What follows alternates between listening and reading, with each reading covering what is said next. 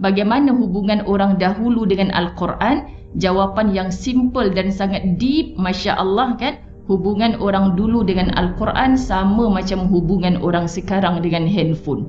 Jadi Ustazah Zai terus automatically letak tepi sekejap. Hari ni aku dah baca Quran ke belum ya Allah? Sedangkan dengan handphone ni dah berapa banyak aku buat. Kalau hal akhirat tak apa. Tapi ni hal dunia, nak sembang kedai kopi je. Kedai kopi tutup, yang kat handphone ni tak pernah tutup.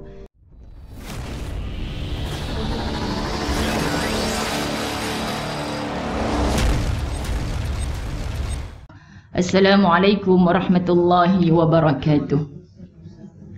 Apa khabar semua? Okey, mukaddimah panjang baru nak tanya khabar. Jadi muslimin muslimat dirahmati Allah, saya rindu sebenarnya akan dewan ini dan telah beberapa minggu saya cemburu dengan kewujudan kuliah di sini. Kan? Cemburu sungguh bilalah nak datang kat situ. Alhamdulillah ada juga jemputan daripada Kak Wah. Muslimat, saya tanya tidaklah sebab Masya Allah murabbi-murabbiah kita yang duduk atas pentas ni adalah orang hebat-hebat yang berkongsi ilmu. Masya Allah, muslimin muslimat, rugi kalau orang sekitarnya tidak hadir, tidak paksa diri untuk mendapat keberkatan majlis ilmu berdepan dengan ilmuwan yang hebat ini. Subhanallah. Okay, jadi kita biarlah tukang cameraman pun macam tu. Ustazah bercakap di TV Al-Hijrah, di mana anda kru ni subhanallah dipaksa Allah untuk solat subuh ni dah dekat TV. Kemudian 2 jam 3 jam sebelum mereka dah kena ada. Kan kalau mereka bekerja dengan roh, mensyukuri apa yang Allah beri kepada mereka, itu pun sudah ibadah. Ibadah. Tapi ada orang yang bekerja terlibat, tukang buka pintu, cameraman segala, tapi tak jadi ibadah. Hanya dapat duit di hujung bulan bagi orang yang bekerja lah. Okay, muslimat dirahmati Allah, sayang. Jadi kita ini yang menyiapkan diri kita untuk hadir ke majlis ilmu. Jauh lebih barakah lagi. Dan ustazah muslimat dirahmati Allah, bila perhatikan pada Kak Salwa macam-macam tajuk kuliah kat sini, kita nak bagi kuliah apa ni besok ni Kak? Kan? Tak kisahlah. Dia kalau tanya penceramah tak kisah, innalillah belaka muslimat. Seronok kita kan, suka hati. Tapi saya nak maklumkan, alhamdulillah buku dari lisan ke tulisan ini fresh from oven. Kan baru keluar. Pada tarikh 16 April, lewat petang dah dekat nak buka puasa, baru sampai di rumah saya.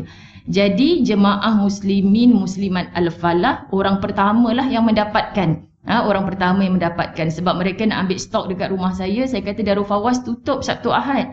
Rumah saya ni adalah sekolah anak-anak. Jadi tutup. Kenapa Ustaz-Ustazah dekat mana? Nama je cuti, tutup, tapi kita pun keluar rumah daripada pagi juga.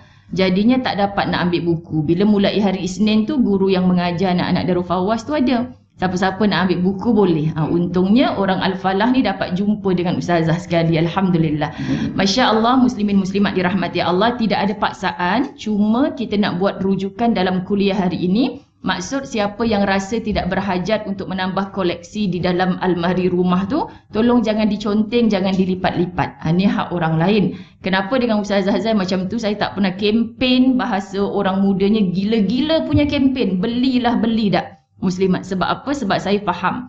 Kalau buku-buku dekat rumah kita itu hanya dijadikan hiasan, kita tak manfaatkan, sebenarnya kita ni macam mana hubungan dengan Allah? Itu satu. Tak pernah lagi kot dengar orang penulis buku cakap macam ni. Kan? Sebab muslimat dirahmati Allah, saya baca satu artikel penulis yang sangat hebat pada zamannya. Kan? Dia memberitahu, Masya Allah, kalau buku yang dia tulis itu ramai yang beli, ramai yang khusyuk membacanya sampai terlupa segala, dia akan bakar semua hasil tulisan dia tu kerana asbab buku yang dia tulis tu orang mula menjauh dengan Al-Quran. Jadi kita baca tu, Tuhan, sepatutnya kita ada rasa demikian. Okay? Bukan seronok sangat. Semuanya ada tanggungjawab nak jawab di hadapan Allah nanti. Jadi kalau penulis buku tu tulis demikian, muslimat dirahmati Allah, itu yang ada pada pemikirannya. Saya pun fikir, kita yang memiliki handphone, kan, sebab bila ditanya kepada seorang syekh, lalu dekat WhatsApp kita, Masya Allah, bagaimana hubungan orang dahulu dengan Al-Quran? Jawapan yang simple dan sangat deep, Masya Allah kan, hubungan orang dulu dengan Al-Quran sama macam hubungan orang sekarang dengan handphone. Jadi Ustazah Zai terus automatically letak tepi sekejap. Hari ni aku dah baca Quran ke belum ya Allah? Sedangkan dengan handphone ni dah berapa banyak aku buat. Kalau hal akhirat tak apa. Tapi ni hal dunia, nak sembang kedai kopi je. Kedai kopi tutup, yang kat handphone ni tak pernah tutup. Jadi itulah hakikat. Walaupun dah datang bulan Ramadan, kita takut sangat. Okay? Jadi kita perbaiki diri kita Untuk apa muslimin muslimat dirahmati Allah? Untuk berjalan ke hadapan, yang di hadapan itu ada kematian yang pasti satu hari nanti kita akan dibangkitkan. Baik, kita cerita tentang dari lisan ke tulisan. Bermula 18 hari bulan 3 tahun lepas. Kita dikejutkan dengan satu arahan tegas, bermulalah Perintah Kawalan Pergerakan PKP. Yang saya pandang, Masya Allah muslimat, tarikh itu sebenarnya jadual saya di TV Al-Hijrah dengan tajuk Hikmah di Sebalik Musibah. Ya, jadi saya takut sangat sebab pergi masa tu tak pernah jalan kosong. Pada waktu subuh itu tak pernah jalan kosong-kosong dari Keramat ke TV Al-Hijrah dalam 15 minit je. Tak sabar nak sampai. Kenapa lengang sangat ya Allah, jauh beza dengan hari lain. Sampai ke studio muslimat biasanya ada 6, 7 hingga 10 orang yang bertugas. Hari tu ada 2 orang saja yang pantau kamera. Dan pengacara pula ustazah kami pukul 12 malam tadi baru diberi arahan tak boleh berdua dah mengacara, kena seorang. So saya dengan ustazah je lah pagi ni. Minta maaf sebut kita rasa saat itu macam kiamat sungguh dah. Faham tak muslimin muslimat dirahmati Allah? Balik tu aku nak buat apa ni Allah? Biasanya sibuk dengan kuliah-kuliah di Masjid Surau. Jadi saya yang tak pernah beronline sebagainya terus buka handphone, jom manfaatkan masa khas untuk muslimat sahaja ketika itu. Sebab muslimin muslimat dirahmati Allah, kita bentuk satu grup, close group untuk muslimat demi ummah kerana Allah. Itu yang dinamakan DUKA tu. Kan? Jadi tiap-tiap hari bersiaran di situ untuk muslimat pelbagai tajuk tanpa kita jangka. Yang kita ingatkan 2 minggu, memang kita ingat 2 minggu. Sebab ketika itu suami saya hantar, ustaz kata yang abang pun dapat ni daripada Saudi ni sebab kami nak terbangkan jemaah bulan 3. Tarikh lagi beberapa hari. Tapi selepas 2 minggu daripada tarikh 18 hari bulan 3 tak silap. Sebab dia dengan yakinnya, kita punya jemaah lepas ni kan 2 minggu je ni. 2 minggu 14 hari. Tapi ni dahsyat juga ni, yang landing kat Jeddah pun kena patah balik. Sebab ustaz dapat email daripada sana. Masya Allah muslimat. So kita yang baru siap beg apa semua ni, tak perlulah nak ralat sangat. Orang kat Jeddah patah balik tu lagi kesian. Jadi maksudnya kita duk ingat 2 minggu tu sampai ke hari ini. Dan tadi sahabat kita Kak Wah Masya Allah maklumkan, tengoklah dengan angka COVID ada di sana sini tutup. Lalu kita mahu bagaimana lagi? Kita berada dalam norma baru. Tarawih malam-malam kita datang Masjid Surau. Sahabat-sahabat yang ustazah kasihi rasa macam mana daripada malam pertama tu? Rasa macam mana? Sebab seminggu 2 sebelum Ramadan saya pergi ke Masjid Surau. Kadang pengerusi, timbalan pengerusi ambil pinjam sekejap. Ustazah saya pinjam 15 minit, sekejap 10 minit untuk buat taklimat tentang SOP bulan Ramadan. Tak apa Haji sila. Saya jadi sayu hati. Masjid ni undang-undangnya macam ni. Surau ni buat SOP macam ni. Jadi kita kena akur. Jadi sambil saya mendengar pengerusi wakil AJK bercakap kepada muslimat, saya pun bermuhasabah. Tuhan rupanya selama kita hidup, ustazah 40-an, muslimat 50-an, 60-an. Sebenarnya kita dah lama degil dengan Allah. Kita akur yang itu saja. Lama dah kita degil dengan Allah. Kita tak ikut SOP yang telah Allah tetapkan. Hari ini nampak ya Allah bila ditetapkan surau ni macam ni. Pintu mana? Duk bincang 3 malam pertama Ramadan ni pun masih kita tukar kot. Tak sesuai ni muslimat masuk pintu sana. Tak boleh nak buat ketetapan sangat. Sebab benda baru muslimin muslimat dirahmati Allah. Jadi bila kita fikir hari ini ya Allah kau paksa. Tahun lepas kita masjidkan rumah kita suraukan rumah kita madrasahkan rumah kita. Tahun ni kita dah boleh keluar daripada rumah tapi dalam keadaan yang malam pertama saja dah ada orang marah-marah. Kan memanglah tahu kat Surau Selangor ni 50 orang. Saya ni masalahnya orang ke-51. Boleh je selit kat ujung tu. Tak boleh juga cik macam mana pun. Muslimat. Macam mana nak mengajar lapang dada ni? Subhanallah. Dan di sisi Allah bukan menempatkan diri di soft tersebut adalah ibadah semata. Tapi balik dengan senyuman berlapang dada dah SOP ya Allah. Ini undang-undangnya, ini peraturannya. Aku sembahyang dekat rumah bukan tak sembahyang. Sembahyang kat rumah setelah usaha tadi. Pinggan kat sinki biar dulu nak rebut soft. Akhirnya kita orang ke-51. Balik dalam keadaan lapang dada bukan tengok Hindustan kat rumah. Kita sambung solat tarawih walaupun seorang-seorang ataupun siapa saja yang kita boleh ajak berjemaah di rumah. Pahalanya Allah pandang macam orang yang dapat soft solat. Tapi kalau yang duduk di soft solat, depan pula belakang imam, pandang padan muka. Siapa suruh lambat tadi? Tu adalah tu tengok berita dulu kat TV. Terus tak jadi pahala muslimat dirahmati Allah. Betapa Allah jatuhkan pandangannya hanya kepada hati. Subhanallah, ini yang kita bincang dalam setahun PKP, siapa kita di sisi Allah. Nak sebut memang sayu banyak air mata yang jatuh dalam setahun ini. Tapi muslimat dirahmati Allah, tulisan dalam buku dari lisan ke tulisan, saya nak cuba menyampaikan kepada seluruh ummah yang ada, muslimat dirahmati Allah, bahawa buku ini sebenarnya ditulis oleh orang yang istiqamah hadir majlis ilmu. Tetapi sampai kepada meja ustazah, awallah ada banyak yang kena edit, khususnya perkara yang melibatkan hukum dan sebagainya. Takut mereka salah faham dalam mendengar, dalam mencatat. Jadi berkali-kali ustazah tidak fokus kepada presentation dia sangat, kepada benda-benda teknikal sangat, tapi ambil masa berkali-kali untuk mengulang-ulang baca apa yang mereka ni faham dalam kuliah tersebut. Dan Masya Allah disampaikan dalam cara yang sangat santai, dan dalam bab fiqh contohnya bab solat saja ada berapa bab. Jadi saya kata kalau kita bagi kepada orang yang zero, baru nak kenal tentang Islam pun insya Allah mereka boleh faham. Sebab orang awam sendiri yang menulis. Tapi kita tak lepaskan, tulis terus print tak. Banyak kali kita cuba adjust, cantikkan supaya dipahami oleh orang awam insya Allah. Cuma untuk pertama kali saya nak mengumumkan, cuba buka muka surat, muslimat dirahmati Allah, isi kandungan muka surat yang terakhir sekali. Isi kandungan muka surat yang terakhir sekali sebelum muka surat 1. Kan? Kat situ untuk yang kedua, atas sekali sunat-sunat dalam solat, yakni sebelum memulakan solat. Cerita hal sunat, sebelum solat pun ada sunat, sedang solat pun ada ibadah sunat, selepas solat pun ada ibadah sunat. Itu bagaimana luasnya perbahasan fiqh. Tapi untuk peringkat kedua, tengok baris yang kedua, sunat ab'ad dan sunat hayat husni. Orang Al-Falah pernah belajar ke tidak? Sunat hayat husni. Itu saya mengakui kesilapan saya, muslimat husni itu nama penulis. Jadi tolonglah padam kat situ. Saya tak nak berdosa di sisi Allah. Husni itu tolong padam, takut ada orang faham sunat hayat husni. Tu saya kata pada penulis, husni ni jadi popular sungguh. Sebab ustazah tak perasan sungguh nama tu. Jadi padamkan, yang niat nak beli buku ni, padamkan nama husni tu. Nanti nama penulis ada dekat dalam. Itu saja kesilapan untuk isi kandungan yang saya nampak. Baik, pada tarikh 18 hari bulan 3, ustazah memulakan kuliah santai, buka je handphone, berapa orang yang ada. Saya niat dalam kita menyampaikan dakwah, jangan kira berapa orang yang nak dengar, berapa orang yang nak ambil tahu, tapi Allah Subhanahu Wa Taala suka bila kita berkongsi kebaikan. Dan kita sedang mengamalkan satu sunnah yang sangat besar dari Nabi sallallahu alaihi wasallam, kalimah balighu anni walau ayah.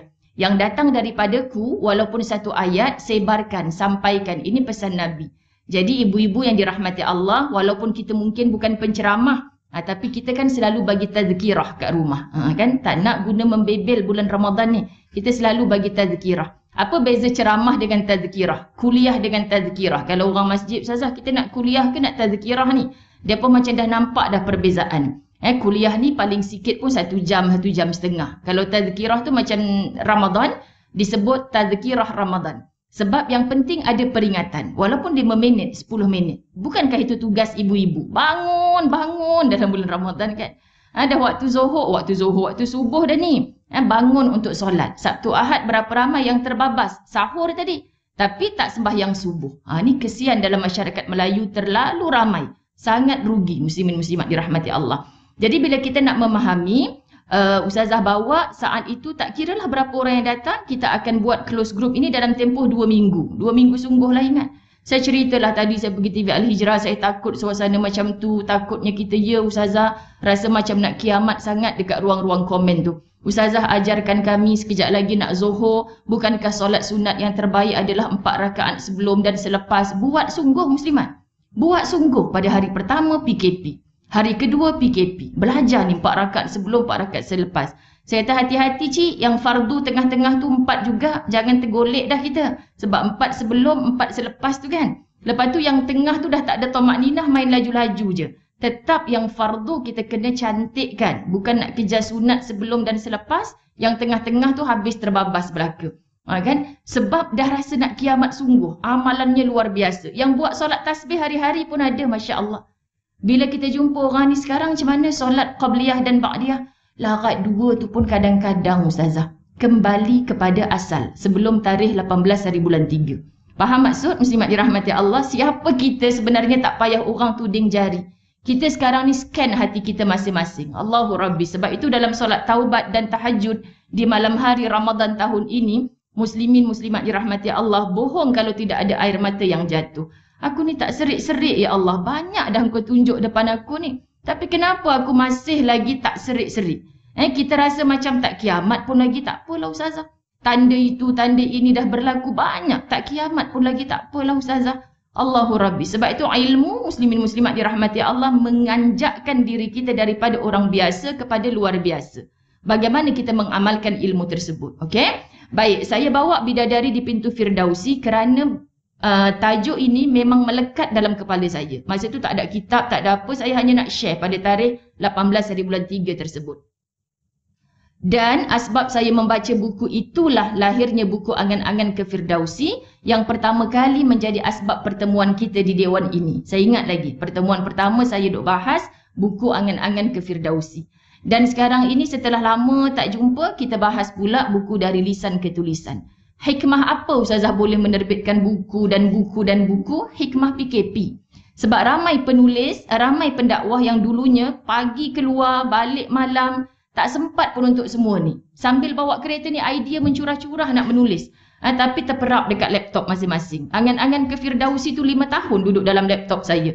Tapi PKP Ramadan tahun lepas terbit buku tu. Masya Allah muslimin muslimat. Sebab kita just stay at home. Dan hari ni jujurnya lemaunya saya bila dipanggil Kak kuliah jemputan ni hadir ke online. Hadir Ustazah. Jap je saya fikir dulu. Yang hadir tu fikir dulu. Yang online tu main okey je. Kau main dulu sombong orang suruh jemput online. Tak nak muslimat.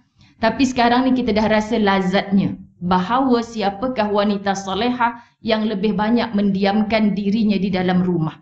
Tapi diamkan diri di dalam rumah, muslimat dirahmati Allah. Dalam online tu pun kita melampau-lampau juga. Bahaya juga ni. Buat bisnes online tapi barang yang nak dijual tu hanya nak jual handphone kadang. Tapi memaksa kita berjoget-joget juga depan handphone. Masalah juga ni. Daripada orang tak kenal, jadi kenal. Jadi cara tu handphone tak pernah salah, skrin tak pernah salah, bagaimana kita membawa diri kita. Okey? Jadi saya bawa bidadari di pintu Firdausi. Kita go through satu-satu anak sulung yang baik. Anak sulung ni selalunya merasa tanggungjawab. Kadang dia kecil hati. Mama tu adik semua boleh, kakak tak boleh pun. Kan muslimat? Sampai dah tua ni lah kadang-kadang saya ni Ustazah, mak ayah bukan pandang sangat. Tak. Sebenarnya lebih berdikari. Si meninggal mangsa keren tumbang di Mekah pada tahun 2015 itu adalah anak sulung yang adik-beradiknya semua panggil Kak Long. Kita cerita tentangnya dalam Angan-Angan ke Firdausi pun. Jadi bila lepas baca buku kematian yang husnul khatimah itu, kita meletakkan beliau ini beroleh kematian yang begitu indah. Aku nanti kalau mati macam mana ya Allah? Sebagai anak sulung ke bongsu ke? Kemudian beliau ini sebagai kakak yang baik sampailah kepada usianya dewasa. Matinya yang tiba-tiba dirindui oleh adik-adiknya muslimin muslimat kerana dulu kalau mereka ada masalah, mesti jumpa dengan Kak Long. Kak Long akan kata jangan cerita dekat mak ayah. Kesian mak ayah dah lama mengandungkan kita susah, menyusukan kita tak cukup tidur malam, membesarkan kita ayah dengan keringat, mencari nafkah untuk kita tak payah susah-susah perkara susah jangan cerita kat mak ayah. Cerita Kak Long. Kak Long susah macam mana Kak Long cuba bantu. Istilah cuba bantu muslimin muslimat menjadi pemudah cara kepada adik-beradik yang lain. Kita tak nak dah besar-besar macam ni adik-beradik tengok dalam keluarga kita lah yang paling menyusahkan. Tapi kita yang paling memberi mudah. Kita duduk dalam peringkat yang mana pun sulung ke bongsu, kita nak tiru akhlak yang demikian. Isteri solehah yang sentiasa dirindui suami. Sampai ke akhir hayat yang membaca Angan-Angan ke Firdausi dia dapat rasa betapa cinta mereka melekat sampai ke akhir hayat. Dirindui oleh suami ketika menghantar isterinya untuk menunaikan ibadah haji di Kelana Jaya. Masya Allah, suami boleh ikut sampai ke LIA. Masa tu belum ada WhatsApp lagi, dia hantar mesej. Abang ikut belakang bas ni. Tak tahulah perasaan ni macam mana. Macam kita mula-mula bercinta dulu. Tak nampak muka awak, nampak muka bas pun jadilah. Tu dia. Ikut sampai ke LIA. Bukan boleh jumpa nanti sampai ke LIA muslimin muslimat dirahmati Allah. Tapi Allah hadirkan rasa redha kepada isterinya tu cinta. Rupa-rupanya itulah pertemuan yang terakhir.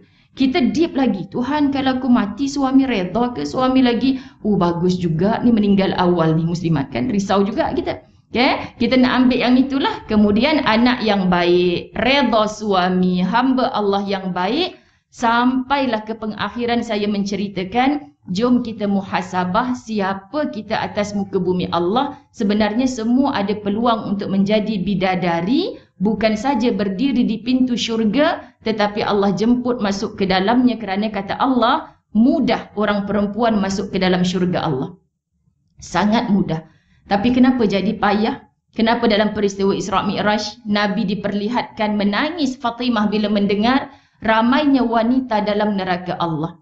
Ya Rab, dalam kitab 50 wasiat Rasulullah untuk wanita, rupanya penjelasannya ada. Apa antara penjelasnya? Muslimin muslimat dirahmati Allah, suka memaki-maki akan suami, kalaupun bukan suami. Depan suami kan main lembut lidah, tapi suka memaki orang-orang yang disayang oleh suami. Mak abang tu, kakak abang tu perangai. Kan jadi walaupun bukan dia yang kena maki, suami ketua keluarga ni, dia caci mak aku ni sama macam caci aku juga. Dia maki, dia caci adik-beradik aku ni sama macam mencaci maki aku juga. Jadi wanita, kita hentikan semua ini, hentikan. Macam mana geram kan? Kita lekuk sampai ni meja-meja ni. Kenapa lekuk tu yang geram bang? Tapi Ramadan kan, diam je lah. Ramadan muslimat. Habis tu nanti lepas Ramadan sambung balik. Itu masalah kan? Jadi kita nak perbaiki, masya-Allah kan? Ada ke dalam keadaan semalam saya dengan Talib, dengan Farah di TV Al-Hijrah. Dua pengacara ni antara pengacara muda yang sangat saya kagum dari segi ilmunya, join kuliah-kuliah tadabbur Quran.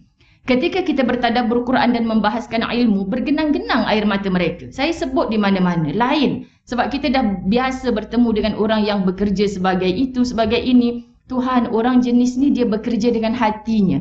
Dia tahu apa yang dia cakap. Lontaran ilmu tu meresap masuk ke dalam hati. Ya, jadi mana Aci Ustazah, orang perempuan ni senang nak masuk syurga. Tapi kita nak sebutkan apa? Lelaki ada cara mudah ke syurga, tunaikan tanggungjawab. Perempuan pun ada mudah jalan untuk ke syurga. Ternyata kedua mereka berebut untuk mendapat syurga Allah dengan cara mereka sendiri. Jadi saya kata dalam hati, Masya Allah. Macam malam ni di Astro kan, muslimin muslimat dirahmati Allah, ambil jadual Gegar Vaganza. Nilofa bagi tahu. Kan, ambil jadual Gegar Vaganza, Ustazah doalah follower kami ni semuanya boleh tengok. Dalam hati kata bukan waktu terawih ke malam tu. 9 malam tau muslimat. Tapi tak apa Ustazah, kita pergi terawih. Tapi sebabkan Astro suka ulang-ulang, semoga nanti adalah yang meresap masuk. Subhanallah. Kita doa muslimin muslimat walaupun nampak macam sukar. Mereka ambil pentas itu untuk menarik orang-orang muda cinta kepada agama Allah. Malam ni tajuk di Astro, tenang, jiwa yang tenang. 2 hari sebelum Nilofa kahwin saya buat rakaman dengan tu. Jadi apa tujuannya muslimin muslimat dirahmati Allah? Untuk mengajak seluruh peringkat. Sebab kesan daripada PKP. Dulu kuliah Ustazah dihadiri oleh makcik-makcik masjid je lah. Kan muslimin muslimat? Kalau yang bertongkat ditolak dengan wheelchair, ada driver khas. Ada pembantu rumah yang duduk. Pembantunya tidur je. Ustazah wabillahi taufik, majikannya kejut. Khas untuk pimpin dia punya majikan ni ke majlis ilmu. Saya kata Tuhan, syurgalah tempat dia. Tuhan bersungguh-sungguh.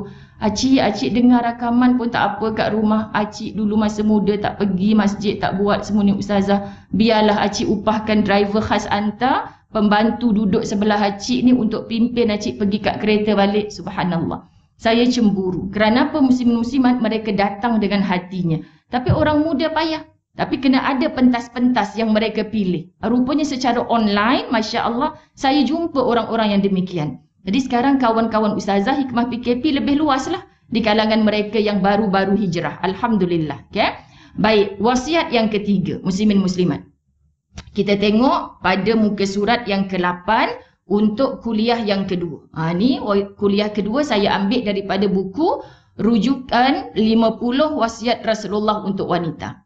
Tadi saya cerita dalam buku 50 wasiat Rasulullah untuk wanita, hadis pertama mendatangkan ketakutan pada orang perempuan, betapa ramai semua orang perempuan ini mudah untuk dihumban dalam neraka.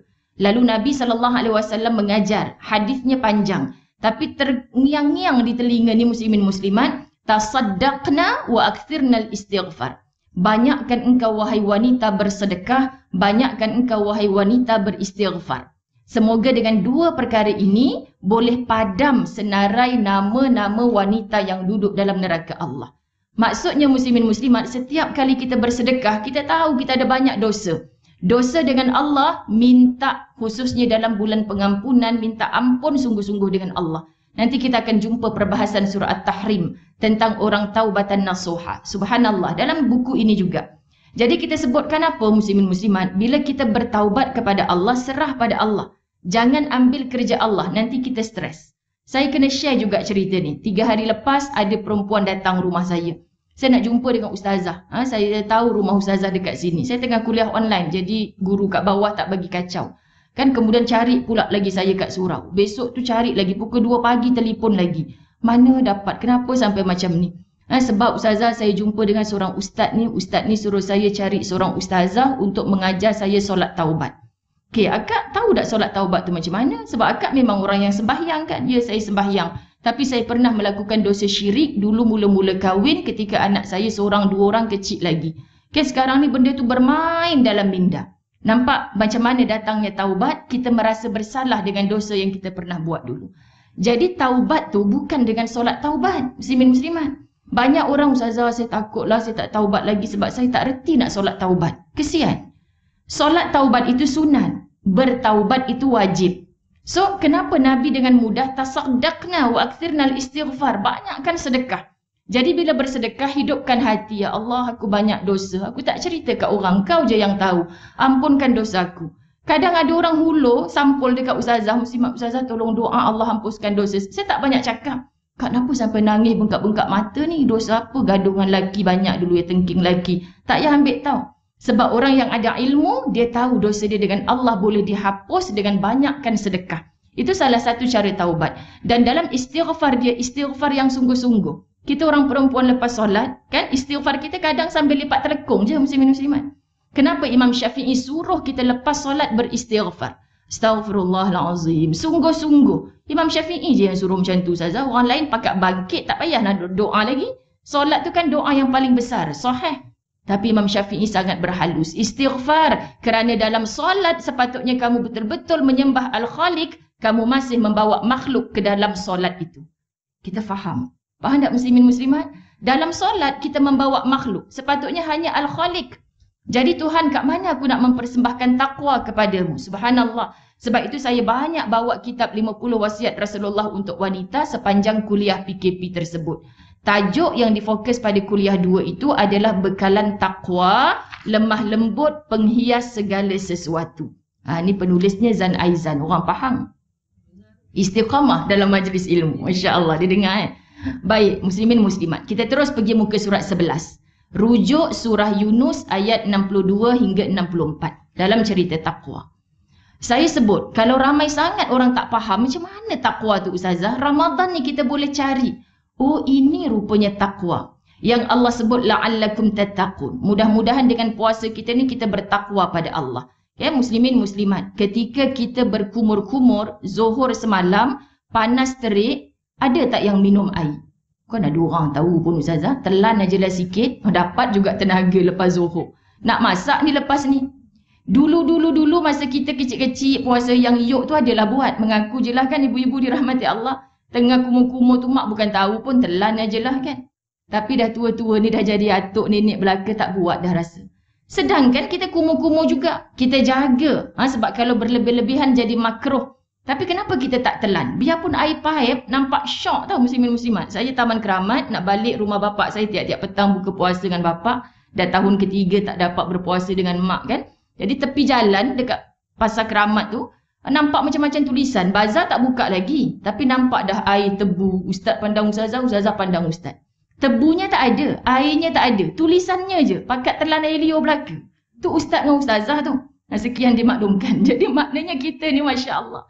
Nak berperang tu. Jadi kenapa tak minum? Sebab takwa. Aku puasa ni ya Allah. Sebab tu puasa ni adalah ibadah hal kita, kerja kita dengan Allah. Kita tak boleh kata rasanya puasa aku hari ni dapat 10 darjat. Tak tahu. Allah yang menilai. Kenapa kita tak bawa takwa dalam Ramadan itu muslimin muslimat? Kita bekerja, makan gaji atau buat bisnes, mesti terlibat dengan orang ramai. Kita tahu selitkan rasuah walaupun sikit itu dosa. Tapi kenapa kita buat?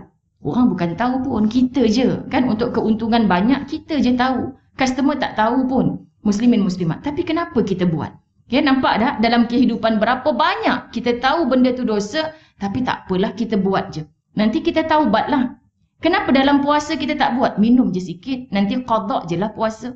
Muslimin muslimat dirahmati Allah. Di situ rupa-rupanya kita semakin nampak madrasah Ramadan, kita disekolahkan setahun sekali oleh Allah dalam Ramadan untuk kamu menilai.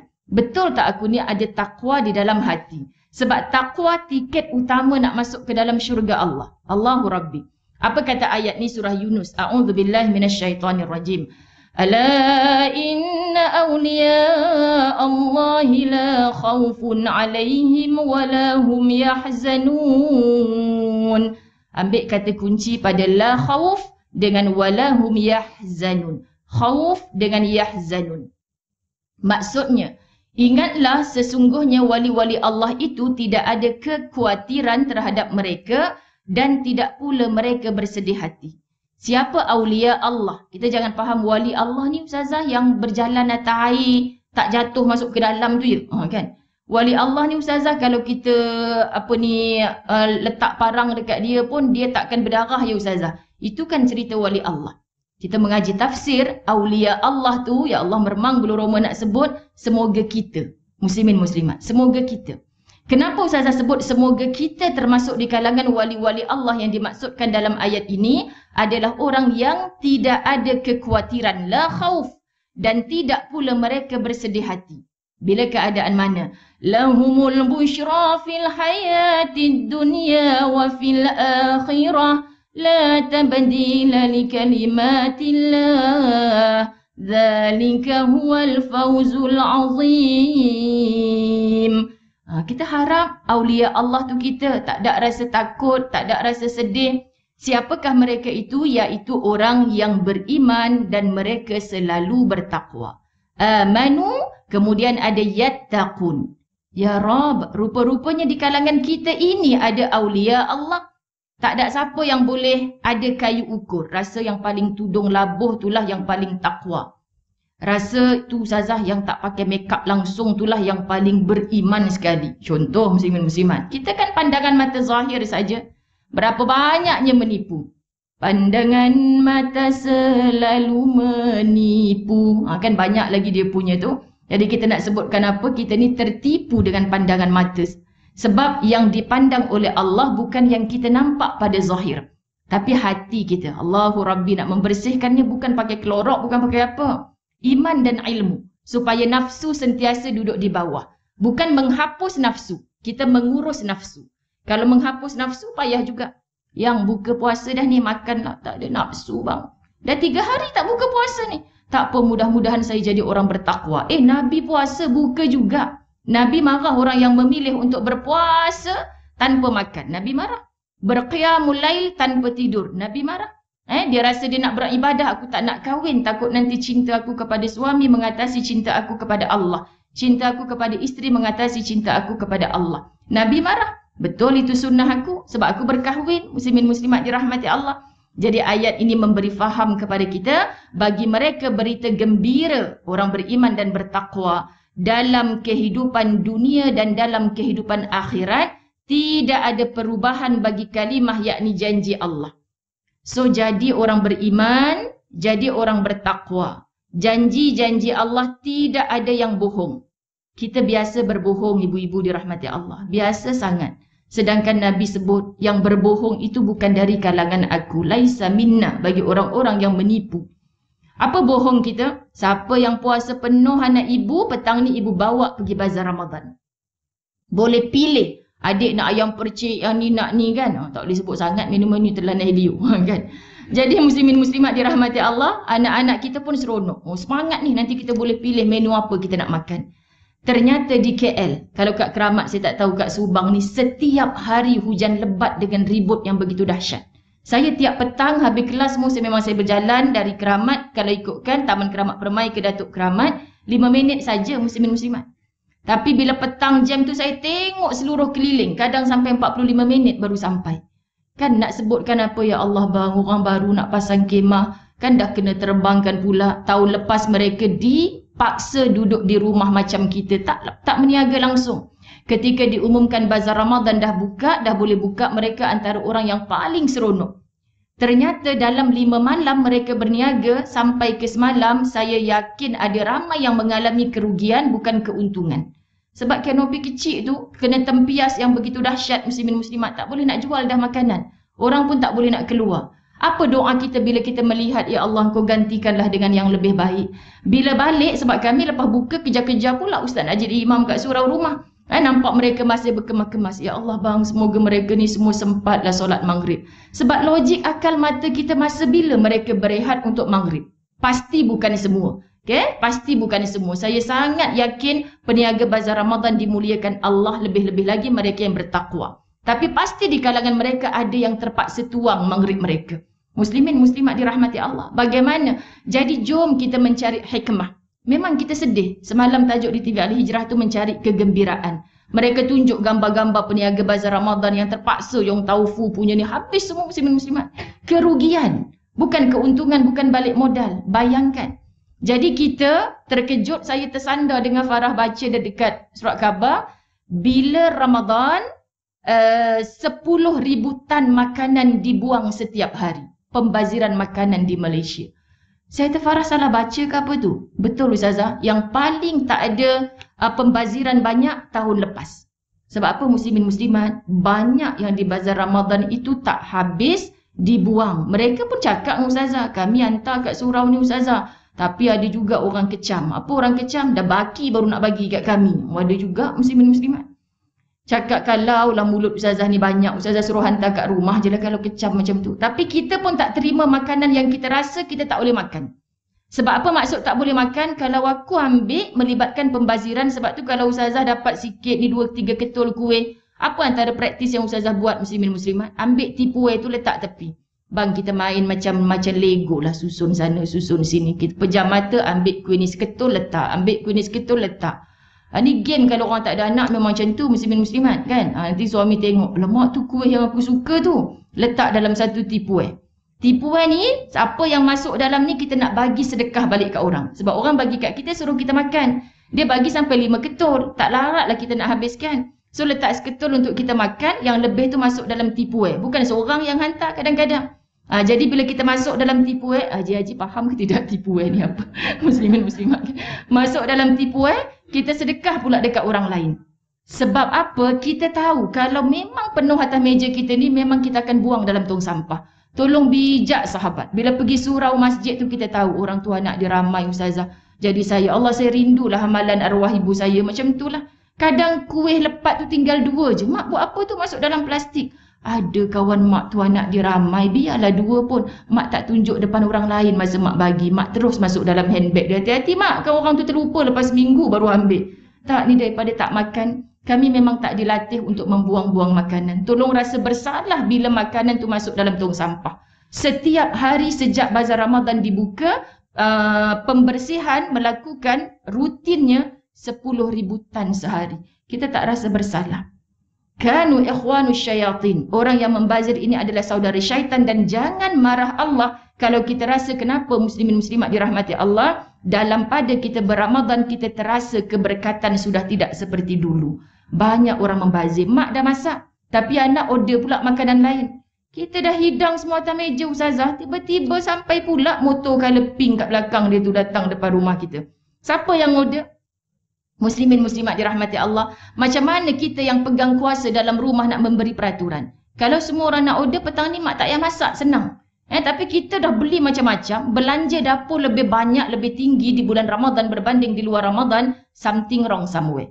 Maksudnya sepatutnya bulan Ramadan dengan orang pulun saling bersedekah, macam orang pergi umrah akhir Ramadan. Saya pernah 2 tahun lepas. Ada seorang pakcik ni langsung tak bawa duit.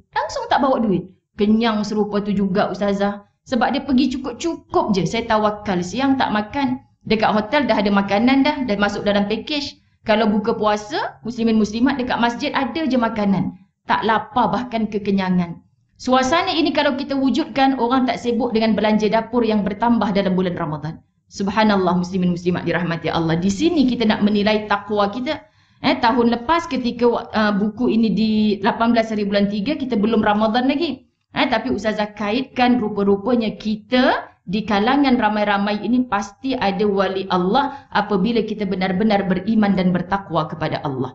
Tu dia baru tajuk kedua. Okey. Baik, kita pergi tajuk ketiga. Sekejap, amalan Al-Kahfi dan Maksurat ini saya tulis sendiri kerana apa? Mula PKP dulu saya memang kempen. Ternyata ada ramai muslimat yang baru tahu. Oh, Al-Kahfi tiap malam Jumaat. Ya, muslimin muslimat sunnah yang sangat besar pada malam ataupun siang Jumaat. Dan Maksurat adalah doa-doa yang maksur dari Nabi SAW. Ada orang dulu saya sekolah tahun 90-an dah mula kecoh. Maksurat ni siapa yang amalkan bid'ah. Tak ada pun dalam mana-mana amalan. Jadi ustaz-ustaz ketiga itu sedap-sedap je membid'ahkan. Doa dalam Maksurat ni adalah doa-doa yang datang daripada Nabi SAW. Mereka nampak bid'ahnya kat mana? Kerana yang membukukan adalah Imam Hasan Al-Banna. Jadi benda yang baru. Bukan ada pada zaman Nabi, disusun satu persatu. Salah ke ulama' bernama Imam Hasan Al-Banna nak susun zikir pagi apa, zikir petang apa. Jadi muslimin muslimat dirahmati Allah, ya, Nabi tak susun satu persatu demikian. Disusun oleh Imam Hasan Al-Banna. Jadi bila kita yakin ada hadis-hadisnya baca doa ini pada waktu pagi, baca doa ini pada waktu petang, dah disusun oleh Imam Hasan Al-Banna, buku Maksurat kecil, sama ada sughra ataupun kubra, kita amal saja.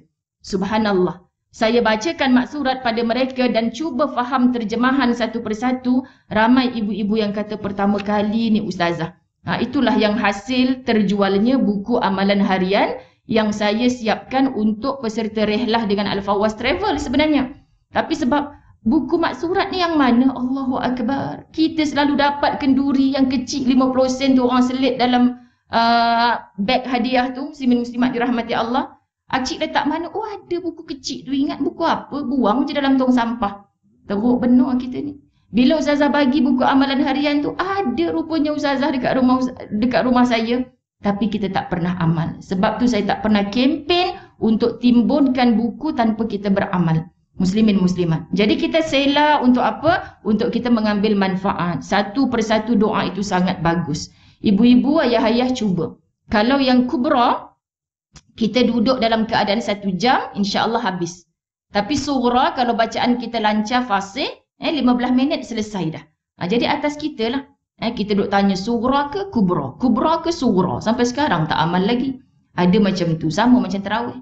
8 ke 20, 8, 20. Acik solat dekat mana? Kan tak solat lagi ustazah. Sebab duk pilih 8 ke 20. Tu masalah tu. Banyak orang hanya pandai bercakap tapi tak buat. Kesian. Okey, muslimin muslimat. Jadi buku-buku amalan kat rumah kita tu doa-doa yang maksur dari Nabi SAW, please baca dengan terjemahan. Fahami sungguh-sungguh. Sekali kita menghayati terjemahan, lepas tu tak payah baca terjemahan pun, lisan kita mengulang zikir itu, minda kita datang pengharapan yang bagaimana kepada Allah. Sebab doa yang dibawa oleh Nabi SAW amal dengan yakin. Tidak ada kompromi. Semuanya tepat datang daripada Nabi. Muslimin, muslimat kita tak ada lagi tolak ansur. Yang ni amal, yang ni tak, ikut je susunan dalam Maksurat tu. Subhanallah. Okey. Baik, yang keempat. Kuliah tentang tajuk sabar. Ni sahabat Ustazah Jaja yang tulis ni. Muslimin, muslimat. Pergi terus muka surat 26. Muka surat 26, saya ulang 2 kali kalimah Wallahu yuhibbus sabirin. Kat mana ni? Allah kasih, yuhib, cinta, sayang kepada orang-orang yang sabar. Ujian yang paling sukar kita nak tempuh, kebiasaannya apa muslimin muslimat? Sabar atas sabar. Sabar dalam sabar. Sebab tu ya ayyuhallazina amanusbiru wa sabiru. Diulang 2 kali. Maksudnya tu bukan senang nak sabar. Tahu dah ibu-ibu dirahmati Allah? Kita nak jawab ni pun betul. Getak gigi je kan. Kenapa macam tu? Sebab ramai yang kata, Ustazah saya dah hilang sabar lah. Lantak lah nak jadi apa. Kesian bila orang cakap macam ni. Sebab sabar itu kena sampai mati. Saya biasa sebut. Kalau kita sudah mula hilang sabar, tolong takut untuk mati. Faham tak maksud muslimin muslimat dirahmati Allah? Sabar ni tak ada pilihan. Jadi antara tips yang Ustazah Zai share dengan ramai muslimat, ketika kita sudah mula hilang sabar, kita tak kuat menahan kesabaran, tolong ulang ayat ini. Wallahu yuhibbus sabirin. Bergetar suara. Wallahu yuhibbus sabirin. Genggam tangan. Wallahu yuhibbus sabirin. Ya Allah, aku dah hilang cinta kasih makhluk. Hilang sabar. Tolong ya Allah gembirakan aku sebab engkau cinta, engkau kasih kepada orang yang sabar. Aku hilang cinta seluruh makhluk, jangan aku hilang cintamu wahai Allah. Dan apa rahsia dicintai Allah? Kekal dalam sabar. Subhanallah. Baik lelaki atau perempuan. Sebab tu saya ulang 2 kali. Kekal dalam sabar.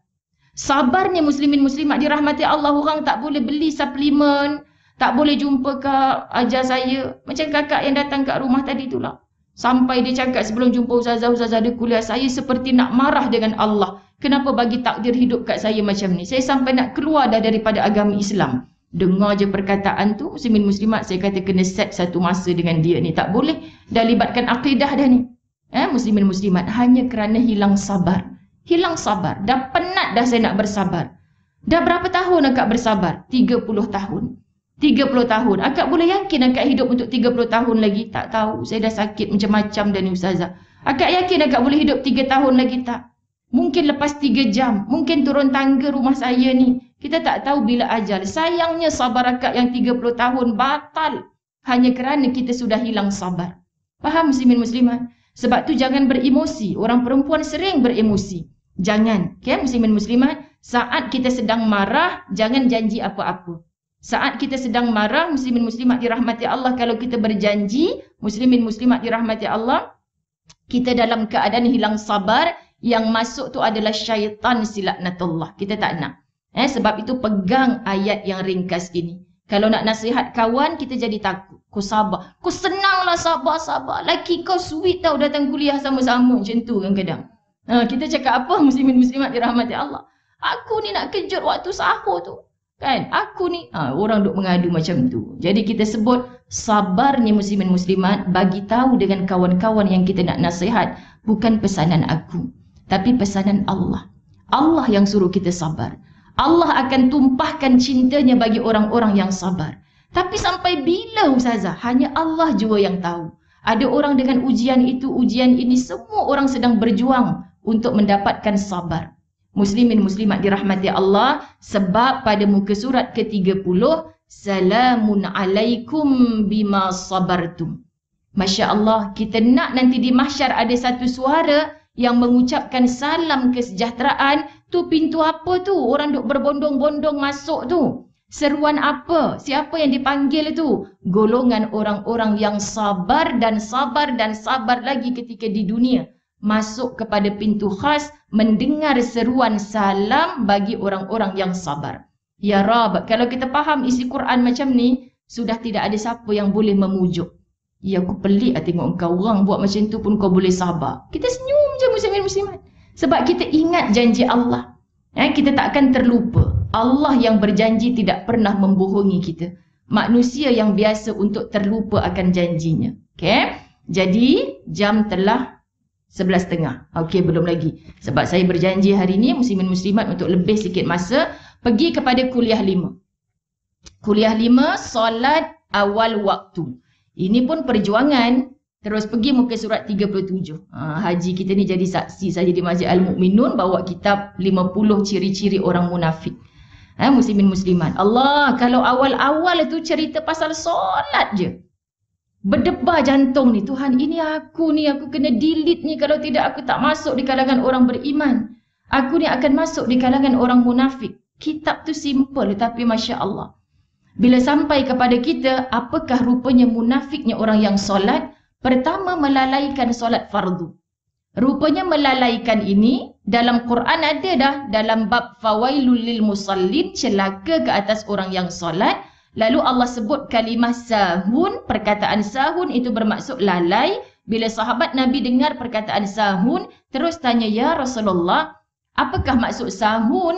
Lalu Nabi jawab, takhirul waqt. Orang yang melewat-lewatkan solatnya itulah orang yang sahun. Bila kita faham, oh aku bukan ni, aku buat solat. Buat solat tapi mendahulukan yang tidak penting. Kita kemudiankan solat, muslimin muslimat dirahmati Allah. Okay, jadi bila kita tanya diri kita, kita kategori yang mana? Sengaja lewat-lewatkan solat, itulah orang munafik. Muka surat 40, kedua. Ni tak lama lagi saya nak buat program dengan Prof Muhayya, subhanallah. Saya terkesan dengan beliau ketika buat satu program. Kak Wah pun jadi saksi masa tu, ingat lagi. Program apa tu? Kak Wah yang dengan Ustazah Hafizah tu. Prof Muhayya ada dekat atas ni, biasalah program dia kata apa, saya nak buat satu aktiviti ni, tutup lampu sikit. Lepas tu saya dijemput daripada meja saya kat belakang, dijemput untuk duduk depan. Jadi bila Prof turun, muslimin muslimat tangga, dia terus pegang tangan siapa yang paling dekat. Wah, berbangganya Ustazah Zai ketika itu, tangan yang digenggam tu adalah tangan Ustazah. Tapi dia tak tahu sebab kita gelap kan. Ustazah ni debar jantung. Hati ni kata apa? Tuhan, aku ni baru digenggam tangan oleh orang yang hebat, ya Allah. Macam mana kalau aku bertemu dengan Engkau yang maha hebat? Datang rasa macam tu. Kalau atas dunia kita rasa, wah aku duduk sebelah VIP ni, aku duduk sebelah orang ni.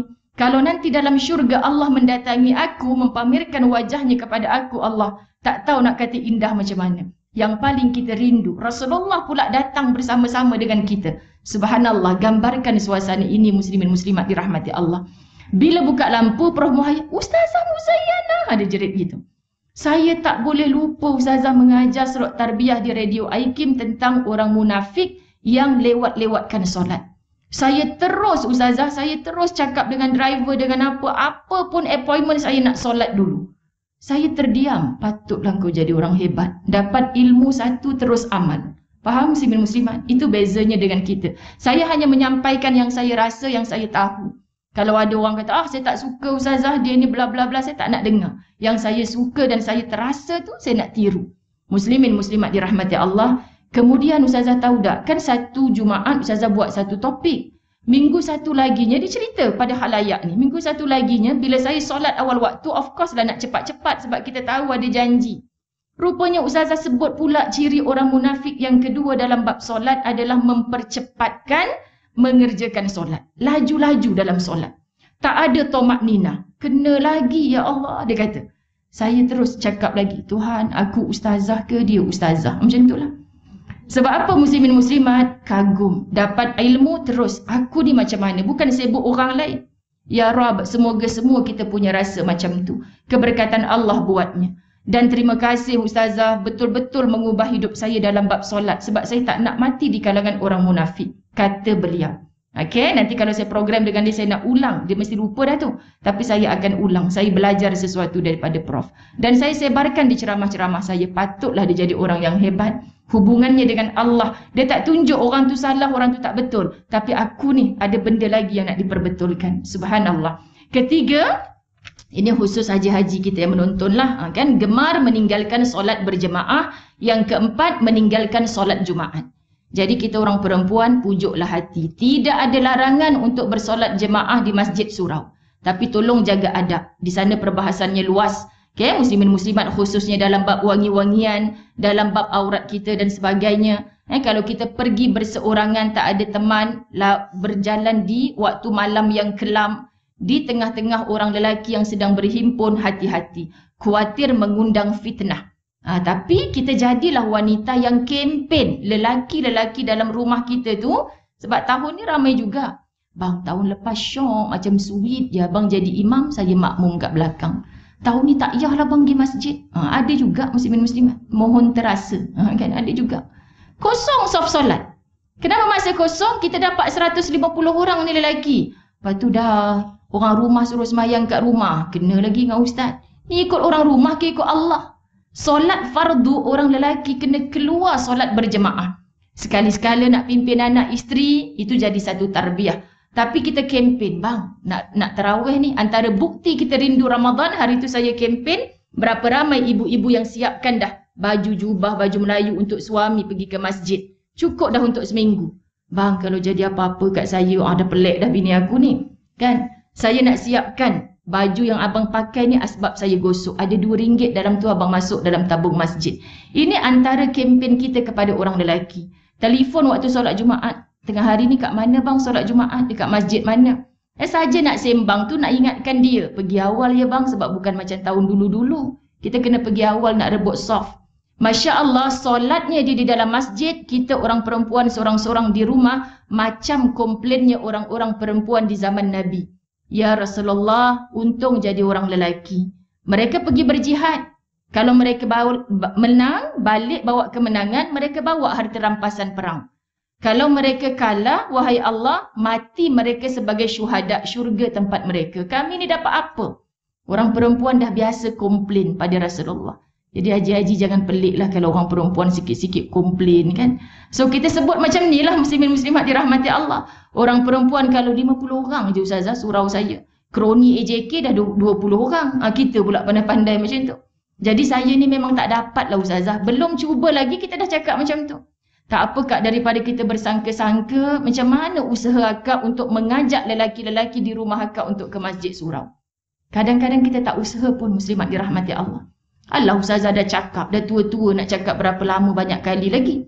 Setiap kali kita cakap, pahala ada di situ. Tapi caranya harus jangan yang dimenyampahi oleh golongan mereka. Faham ke tidak dimenyampahi ni muslimin muslimat? InsyaAllah bila cakapnya dengan ilmu, sehari dengan majlis ilmu, hari ni kita belajar tentang orang munafik rupanya yang bermain-main dalam solatnya tadi. Yang sengaja solat di rumah dalam solat fardu, tetapi tidak mendatangi solat jemaah bagi orang lelaki. Muslimin muslimat dirahmati Allah, cara yang setiap hari ada ilmu baru kita sampaikan pada mereka, dengan malamnya kita munajat besok nak cakap pasal solat ni, ya Allah, solat jemaah. Lembutkanlah hati dia, ya Allah. Lembutkan juga hati aku, ya Allah. Takut lepas setahun kan hati suami lembut, hati aku pula yang makin keras ni, ya Allah. Ni kita kena minta dengan Allah. Hati ni Allah yang pegang sahabat. Kita kena minta dengan Allah untuk semua kesayangan kita. Untuk tunduk pada Allah. Jadi siapa pun kita. Hatta jadi Ustazah Zai sekalipun, kenapa nak mengajak tunduk pada Allah. Bukan mengajak tunduk pada Ustazah. Kita akan silap besar kalau kita, wah ramainya follower, semua dah makin tunduk. Aku jual apa semua orang beli. Wallahi, ada niat begitu sebesar zarah di hati muslimin muslimat, kita gagal di sisi Allah. Tapi apa tujuan untuk ramaikan orang ikut? Nak ajak semua orang tunduk kepada Allah. Indah. Kalau orang semua faham tanggungjawab dengan Allah subhanallah. Saya jadi penat ni. Muslimin muslimat dirahmati Allah, penat apa? Menerima kebaikan-kebaikan. Ustazah, akak nak masuk juga Ustazah. Akak nak buat juga Ustazah. Akak ni, hari tu akak ni akak lagi. Tak apa Ustazah, semoga boleh mencuci dosa-dosa akak. Ya Allah, kalau dia tak faham, dia takkan buat macam ni. Sebab di Masjid Al-Falah, kalau yang belum tahu, tolong like page dari wanita untuk wanita. Saya buat dari wanita untuk wanita tu dengan izin Allah. Macam orang kata, gila Ustazah. Hari wanita 8 Mac hari tu. Hanya satu suara sebut dalam grup Ustazah. Apa sumbangan kita pada ummah hari wanita ni? Takkan kita nak biarkan wanita kita buat program-program macam tu. Okey, tiba-tiba Ustazah Zai. Jom kita buat maraton tazkirah online 24 hours non-stop. Ui, biar betul Ustazah. Kan kita just stay at home. Bukan nak suruh orang tinggal suami makan. Yang nak makan tazkirah lagi ke? 24 hours bang non-stop. Kan? Sebenarnya kita nak filekan benda tu dalam page itu supaya menjadi rujukan. Alhamdulillah dengan izin Allah. 12 1 minit malam Ustazah Zai start dengan wanita dambaan syurga. Tepat pukul 1 stop, disambung 1 minit oleh Ustazah Azila. Yang mana Ustazah Azila saat itu jenazah ibunya berada di dalam rumah. Meninggal dunia petang tadi. Ustazah, kita tukar slot Ustazah, tak payah Ustazah tengah sedih ni. Ustazah, masa saya bersetuju dan pilih tajuk, saya tengah jaga mak saya sakit kat hospital. Adik-beradik kata, kita dah puas dah tengok mak dekat hospital, kita bawa jenazah masjid suruh uruskan besok pagi. Tak apa, kau teruskan saja. Ini satu perjuangan yang kita tak nampak dalam jiwa pendakwah muslimin muslimat. Ya Allah, kalau aku tak boleh dah ni. Sebab apa nak berkongsi kebaikan? Bukan untuk diri, tapi untuk mengajak supaya orang sama-sama faham. Lepas Ustazah Azila demikian, yang lain Ustazah-Ustazah ni makin bersemangat. Da'i Afikah pula masuk ward. Ya Allah, Kak Long tak boleh ni, nak present apa ni Kak Long dekat hospital ni, doktor bagi ubat. Memang confirm tidur. Tepat 3:30 pagi dia boleh jaga. Pukul 4 pagi sedap live. Muslimin muslimat dirahmati Allah dengan drip dekat tangan. Ya Rab, ilmu. Muslimin muslimat. Sebab jihad kita zaman ini tak sama dengan jihad mereka angkat senjata zaman dulu. Kita nak bawa supaya ummah makin faham. Dan page itu dalam Ramadan saya manfaatkan untuk jam 7 pagi setiap hari tadarus Quran. Muslimin muslimat dengan anak-anak ma'had tahfiz. Anak ma'had tahfiz ni kenapa? Sebab bukan tahfiz yang besar-besar, yang glamour-glamour. Bukan, yang anak-anak cemerlang dalamnya biasa salah ditegur dalam tadarus. Tolong faham ya, tadarus mesti ada proses darasa. Belajar. Yang salah ditegur jangan kecil hati. Tapi tukang tegurnya tu jangan garang sangat. Panjang tu tak tahu ke mat arif disukun tu 6 harakat. Kan orang tu subhanallah aku dah pertama kali. Kena sopan-sopan sikit. Jadi jangan pilih yang lancar, duduk grup lancar semua. Jadi dia boleh sebulan khatam 2 kali. Muslimin muslimat. Mana ustazah yang lancar semua dengan yang lancar. Kita ni tak ada siapa pun aja. Ada juga baru 5 Ramadan ramai yang mengadu PM tepi. Ustazah apa hukumnya orang tegur garang sangat? Tapi bukan Masjid Al-Falah lah.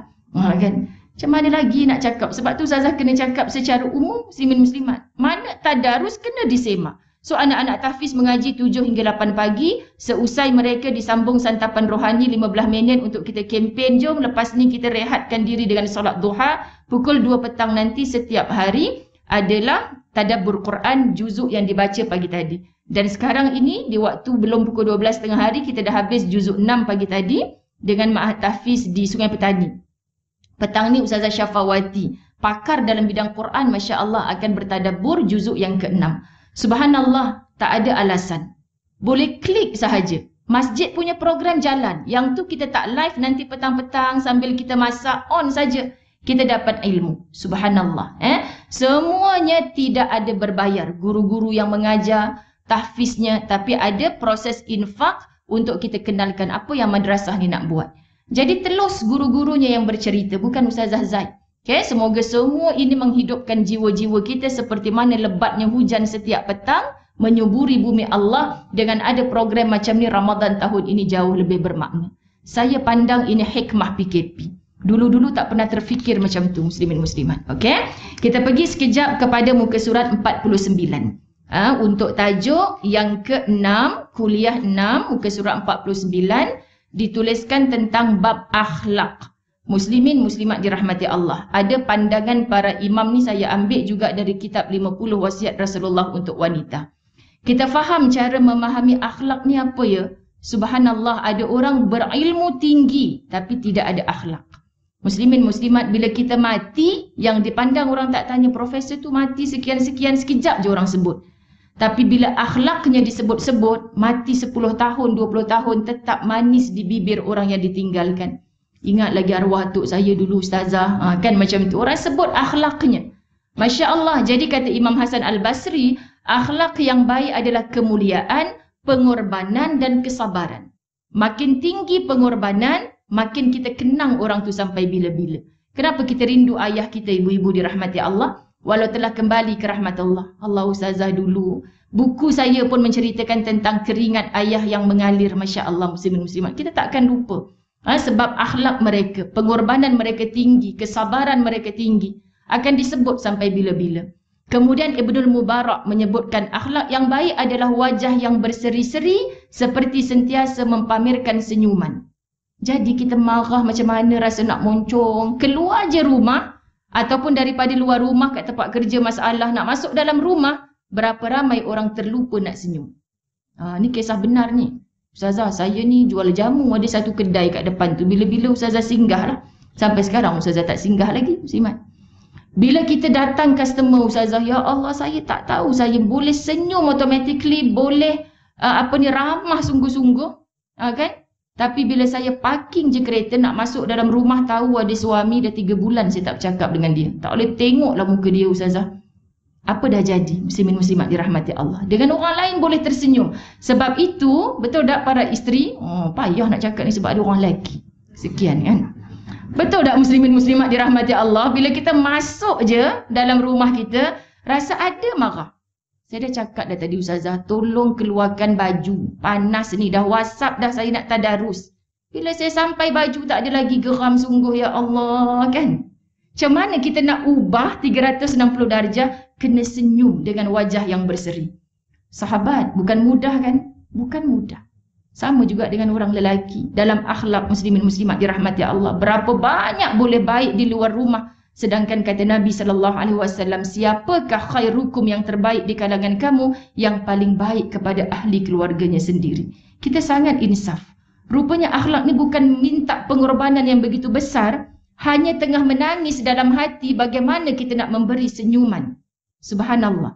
Aku tengah nangis ni, orang tak tahu. Tapi selfie sengih juga. Jap, tak senyum Ustazah, kena senyum dulu.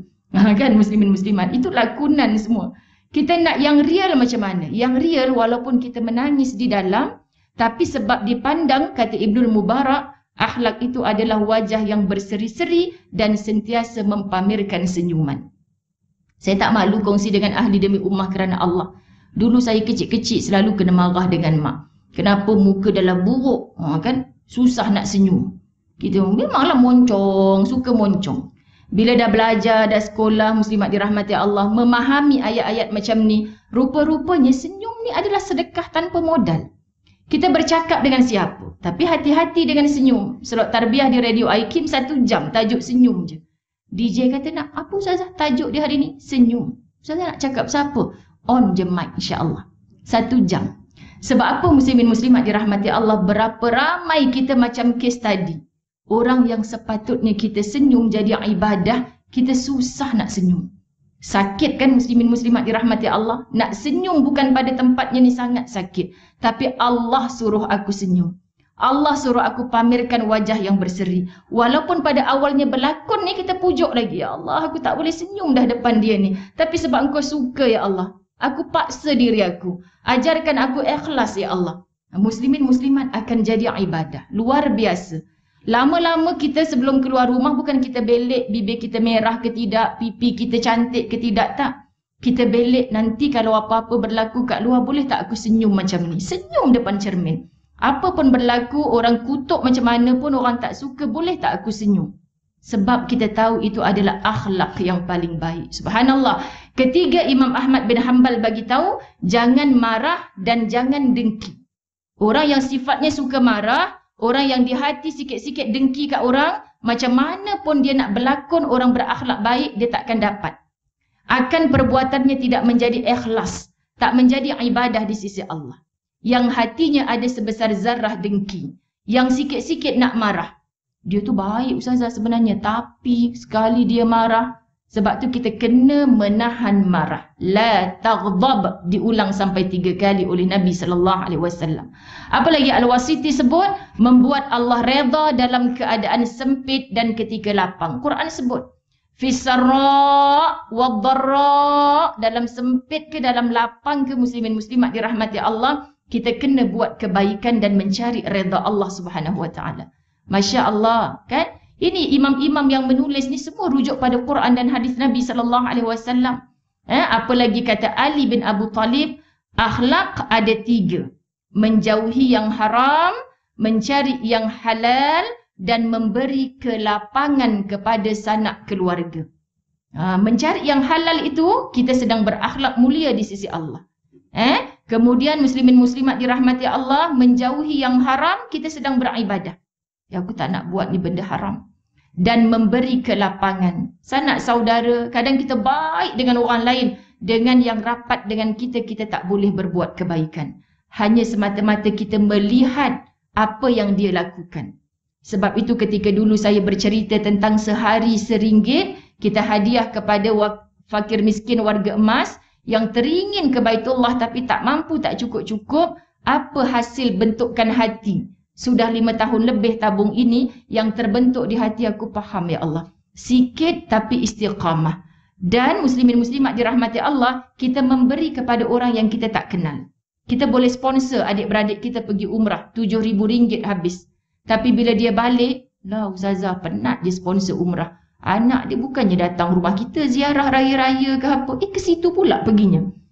Tapi kalau kita bahagi dekat orang yang kita tak kenal, sepanjang 5 tahun saya buat, tak ada seorang pun tunggu saya kat KLIA. Ustazah, mana pakcik yang kita sponsor umrah tu? Yang RM1 sehari. Kan? Ada tu kat kenapa? Saja je saya nak ucap tahniah, Alhamdulillah selamat sampai. Tak minta pun jubah ke apa. Sebab apa saya bawa jemaah umrah muslimin muslimat? Usik makcik-makcik, ambil banyak shopping cik. Ustazah, ini bahagian yang bagi satu sampul RM100. Bayar. Lah pula. Habis tu bila shopping kurma, yang bagi RM10, RM20 dapat 3 biji kurma cukup lah. Macam tu pula. Tengok sampulnya dulu. Masya Allah, kesian. Sebab tu jangan tunggu Ustazah Zai balik umrah. Bagi duit ke tak bagi duit ke, memang tak bawa apa-apalah. Yang penting bawa balik ilmu. Kisah-kisah kerenah orang di sana ni, Masya Allah, betul-betul boleh melembutkan hati. Baik, kalau boleh kita akhiri muslimin muslimat dengan tajuk sekali lagi Zan Aizan, tawakal yang tinggi pada bab yang ke-7. InsyaAllah. Tawakal yang tinggi ni muslimin muslimat dirahmati Allah, pergi muka surat 54. Ada di sana buku tulisan Ustaz Fahrul Muhammad Joy yang saya rujuk dalam tajuk ini. Ada orang bertawakal kepada diri sendiri. Golongan ini dikatakan orang yang sombong. Buat apa aku sibuk nak minta nak berpaut pada orang? Aku kan dah ada segala-galanya. Ada orang macam ni. Ya, selagi kamu ada tahta. Ya, selagi kamu sehat. Ya, selagi kamu ada segala. Ingat saat kita berada di bawah. Jangan terlupa muslimin muslimat bahawa hidup ini seperti roda.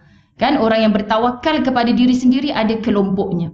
Ada yang bertawakal kepada harta. Macam Fir'aun, dia rasa gah. Sebab apa yang tak ada pada aku. Sedangkan rumah aku pun dibuat daripada emas dan permata. Yang ketiga, ada orang bertawakal kepada kuasa. Muslimin, muslimat dirahmati Allah, di banyak penceritaan. Ada kuasa, dia tak perlukan Allah. Yang keempat, ada orang bertawakal kepada manusia lain. Kan? Konsep tawakal ni saja nanti bila kita baca buku ni kita dapat rasa. Sahih daya Allah. Di lisan kita sebut Bismillahi tawakkaltu ala Allah. Tapi hakikatnya tidak. Muslimin muslimat dirahmati Allah. Kan mujurlah ustazah. Saya pakai kereta macam ni. Kalau saya pakai kereta murah rasa memang habis dah teruk ni saya ni. Macam kes COVID ni lah muslimin muslimat. Kan? Siapa yang dah ada macam ni insya-Allah selamat. Hey, jangan terlupa. Kan? Kita disuruh oleh pakarnya cucuk vaksin. Itu satu ikhtiar. Tapi jangan pernah kata dengan vaksin ini aku takkan kena. Tolong. KKM pun tak berani cakap macam tu. Muslimin muslimat dirahmati Allah yang punya iman kepada Allah tak berani. Jangan salah sampai. Dan yang kempen untuk cucuk vaksin pula jangan difitnahkan dengan macam-macam. Sebab apa? Kita bukan pakar. Okay? Jadi bila kita sebut saya bawa dalam kes COVID ini sebagai penutup, kita kaitkan dengan tawakal. Saya sangat belajar dengan dua keadaan setahun ini. Pertama, seorang ibu yang anak menantunya rapat dengan saya cerita mak saya ustazah start daripada 18 hari bulan 3 tu tak pernah keluar pergi mana-mana. Kalau anak bawa balik barang pasar, dia susun satu-satu dekat pos kereta, pipe yang duk basuh kereta tu dia basuh satu-satu kat luar. Duit susun, jangan pegang, jangan sentuh. Anak cucu yang duduk satu taman datang kena sanitize dulu. Punya teruk sangat macam tu, muslimin muslimat. Sampai macam tu. Satu malam ambulan ambil positif COVID. Orang semua, ya Allah macam mana boleh kena? Mak tu seorang yang sangat jaga ustazah. Kami tak habis fikir ni macam mana boleh kena. Qaddar Allah, takdir Allah. Dia jaga diri dia ibadah. Tapi jangan sampai keluar kata-kata yang menyebabkan orang lain sakit. Sebab dalam setahun ini berapa ramai orang yang berjauh hati keluar kena kuarantin kes COVID, jiran tak nak tegur dia. Anak panggil balik. Jangan main, diorang tu satu keluarga kena COVID. Hari itu punya cerita. Muslimin muslimat dah declare elok, sehat. Kenapa nak mengasingkan orang-orang macam tu? Mereka bukan bernajis. Ramai orang yang berkecil hati masyarakat hari ini. Sepatutnya dengan musibah ini kita makin rapat. Tapi ada ramai orang yang makin menghina sesama mereka.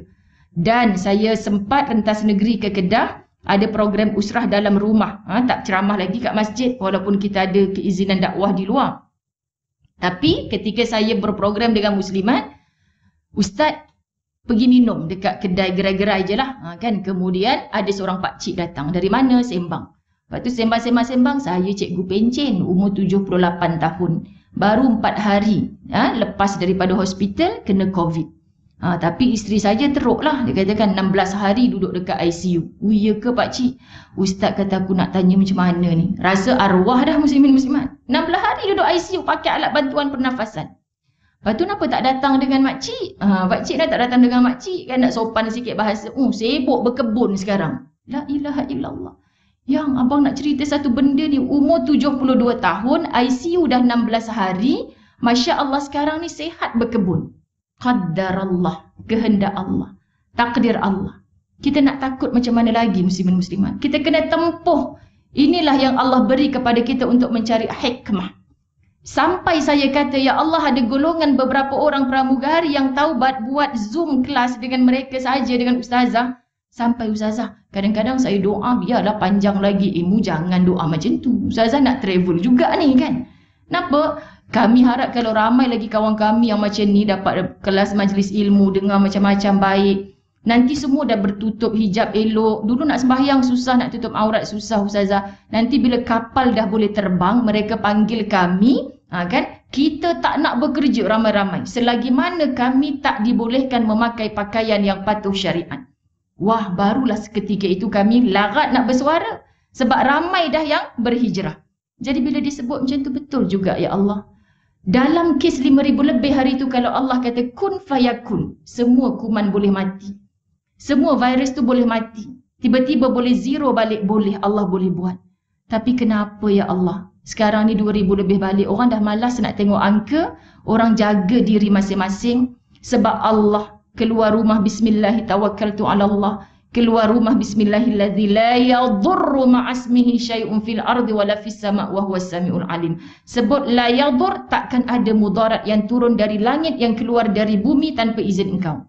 Oh, kalau dah macam tu Ustazah, lepas ni kita peluk-peluk je lah. Tak boleh juga.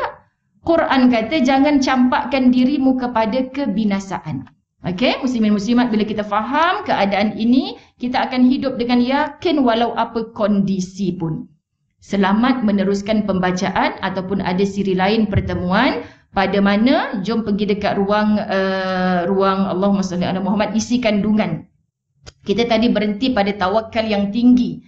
Saya nak go through satu-satu supaya yang menonton ini dengar apakah isi yang ada di dalam buku ini lagi. Mari berhibur dengan iman. Ini pun buku Ustaz Fahrul yang sangat menyentuh hati saya kongsikan. Di sebalik tabir kematian, kitab yang saya bawa di Masjid Mardiyah setiap hari Selasa. Ini kitab ni Masya Allah, cerita orang sakaratul maut, Masya Allah. Hakikat kematian di alam kubur. Sekarang ceritanya kalau kita tanya orang-orang di alam kubur, engkau nak apa dalam bulan Ramadan ni? Agak-agak apa mereka jawab sahabat? Aku nak balik untuk beramal tawaran-tawaran yang Allah bagi dalam Ramadan, aku tak buat dulu. So please, malam ni jangan ada yang tinggal tarawih. Jangan ada hari tanpa Quran. Jangan ada hari tanpa sedekah. Allah tak pernah pandang berapa ringgit. Tapi Allah tengok kesungguhan kita dalam infak di jalan Allah. Subhanallah. Kemudian Allah dekat, tiada gawat. Allah hampir, resah meminggir. Ini ada buku-buku tertentu yang saya rujuk. Ikhlas supaya dibantu Allah. Kat sana nanti ada siapa orang yang tidak akan dibantu Allah. Masya Allah. Tadabbur surah At-Tahrim ni yang saya sebut. Kita faham apa konsep taubatan nasuha dalam surah At-Tahrim ayat 7 hingga 8. Taubatan nasuha, kita babai, stop, noktah dengan dosa yang kita pernah buat. Toleh belakang pun tak nak. Sebut pun tak nak. Rasa seronok pun tak nak. So tolong, kalau WhatsApp kita masih lagi profile picture gambar yang tak pakai tudung, tolong tukar. Hatta tolong delete. Kita tak nak, wah mama dulu tengok. Masa ni, ayah kamu tu kan main lagi keliling mama kan. Berapa orang? 10 orang ni. Kita berbangga dengan dosa silam. Itu juga sebenarnya adalah dosa. Jadi apa dia taubatan nasuha? Terus berjalan ke depan. Itu yang kakak tadi. Akak kata akak dah tinggal perbuatan dosa tu. Sekarang akak jalan terus. Siap bagi ni diri akak. Sekarang ni akak dah tinggalkan belakang. Sekarang akak nak jalan kat depan. Tapi Ustazah, Allah terima tak taubat saya? Kita ada kelas lagi ni, kejap lagi ni. Kita tak boleh ambil kerja Allah. Allah suruh bertaubat, jalan terus. Jangan berhenti buat amal solihat. Sampai ke akhir hayat, penghujungnya husnul khatimah. Amin. Allah tak pernah tanya kita, siapa engkau dulu, sekarang tudung labuh macam ni. Kalau nak berkenalan dengan Ustazah Zai, tolong. Kalau Ustazah tahu akak dulu, saya tak nak tahu. Saya sayang akak kerana Allah yang nampak di mata zahir saja. Cuba kalau nak cerita tu cerita dulu kawan saya Ustazah macam ni. Allah ampun tak dosa dia. Kan? Sebab saya tak nak tahu hal dia dulu buat jahat. Saya tahu sekarang dia orang baik dan nak mati dalam baik. Hati kita ni manusia biasa. Kalau kita tahu jahat orang dulu, kita takut. Aku tak nak kawan lah dengan dia. Takut jangkit bekas pelacur rupanya. Takut. Jangan seronok kalau tahu orang tu pernah buat dosa. Jangan seronok, jangan sibuk dekat masjid. Kau tahu dia tu yang pakai hitam, kat tu sebenarnya siapa dulu? Dia tu si Fulan dulu. Tak payah sibuk dengan kisah silam orang. Allah dah maafkan bila mana dia nak bertaubat. Kenapa kita nak ungkit-ungkit semula? Okey, hujan kehidupan.